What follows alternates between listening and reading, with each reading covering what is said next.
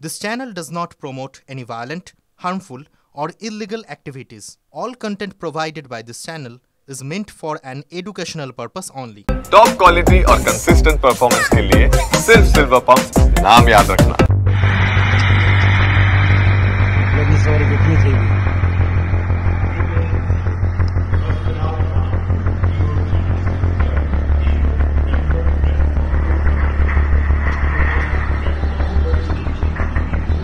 पूरा ही गया हुआ है कितनी चाहिए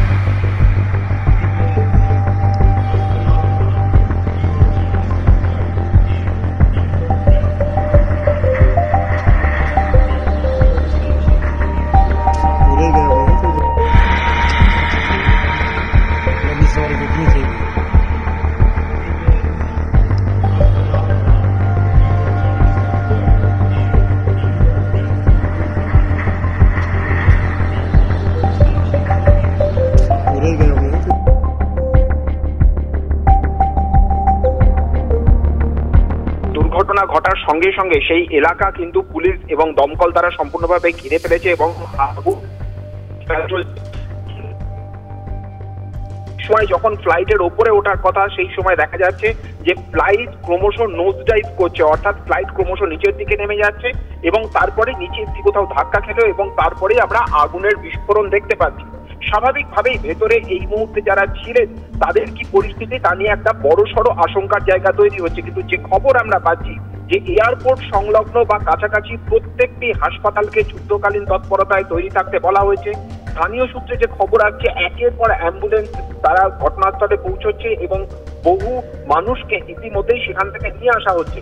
হতাহতের কোনো খবর রয়েছে কিনা যতক্ষণ পর্যন্ত সরকারিভাবে কোনো বিবৃতি না দেওয়া হচ্ছে ততক্ষণ পর্যন্ত আমরা সে বিষয়ে কোনো কথা বলছি না। কিন্তু যে আশঙ্কা করা হচ্ছে, যেভাবে আমরা দেখতে পাচ্ছি যে সম্পূর্ণভাবে আগুনে সমস্ত প্লেনটিকে কার্যত ভস্মীভূত করে ফেলেছে, সেই জায়গাকে ঘিরে ফেলেছে এবং তার পরবর্তী ক্ষেত্রে এই মুহূর্তে দাঁড়িয়ে সিআইএসএফ, এনডিআরএফ এবং তার পাশাপাশি দমকল এবং গুজরাট পুলিশ তারা লাগাতার চেষ্টা চালাচ্ছে আগুন নিয়ন্ত্রণে আনতে এবং অ্যাম্বুলেন্স রেডি রয়েছে।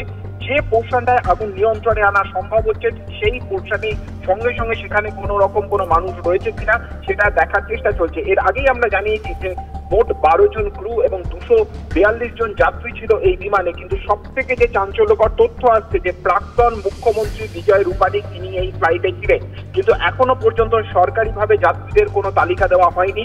যুদ্ধকালীন তৎপরতায় সমস্ত পরিস্থিতিকে নিয়ন্ত্রণের চেষ্টা চলছে। স্বয়ং কেন্দ্রীয় স্বরাষ্ট্রমন্ত্রী অমিত শাহ তার নিজের রাজ্য তিনি গুজরাটের মুখ্যমন্ত্রীর সঙ্গে ইতিমধ্যেই কথা বলেছেন এবং তার পাশাপাশি সিভিল এভিয়েশন মিনিস্টার তিনি নিজে কিছুক্ষণের মধ্যে তিনি গুজরাট পৌঁছবেন, তার যাবতীয় ব্যবস্থাপনা চলছে বলে আমরা দিল্লিতে খবর পাচ্ছি এবং স্বয়ং প্রধানমন্ত্রী তিনি নিজে খবর নিচ্ছেন কি ঘটেছে সেই জায়গাতে, অর্থাৎ মুখ্যমন্ত্রীর সঙ্গে প্রধানমন্ত্রীর দপ্তর থেকে যোগাযোগ করা হয়েছে এবং যে কোনো সময় স্বয়ং প্রধানমন্ত্রী নরেন্দ্র মোদী তিনিও গুজরাটের মুখ্যমন্ত্রীর সঙ্গে কথা বলতে পারেন।